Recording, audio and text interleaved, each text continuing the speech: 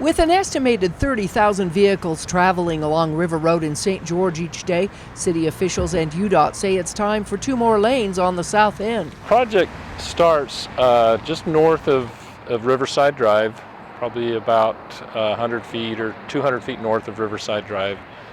And then it extends across River Road Bridge, past 1450 to the south, and then on up to Bundy Lane on the very south end. Bottlenecks at the intersection of River Road and Riverside Drive are a daily occurrence, but will be more so now that construction has begun to expand this road into 3 lanes each direction. We'll be adding a lane in each direction, so there will be 3 lanes in both directions, and then a dual left turn lane at Riverside Drive, turning onto Riverside Drive, turning left, and then a dual left turn lane at 1450 South, southbound, turning left onto 1450 South. The River Road project will expand by 2 lanes on a stretch of road that crosses the bridge over the Virgin River. The improvements also include a wider shoulder. Even though this isn't a bike route per se, that enhances the safety and makes it so cyclists can use the road, and it's a little bit safer. The expansion project has been on the City of St. George and the Utah Department of Transportation's radar for at least 5 years. Funding comes from federal gas tax monies and is distributed through the Metropolitan Planning Organization, which plans transportation in the area. The city's portion of this is about $400,000. The federal portion is $5.1 million.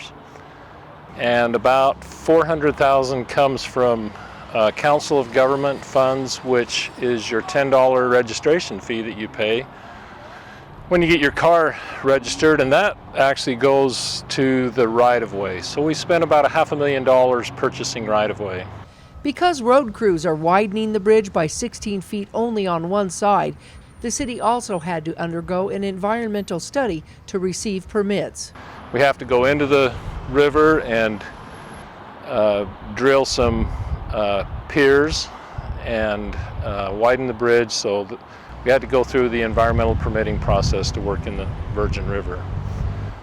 We have a window that we can be in the river, that's in the winter time, and so that work is starting immediately. While some of the work began a few months ago, the majority of the construction began on January 4th, and most of it will take place at night.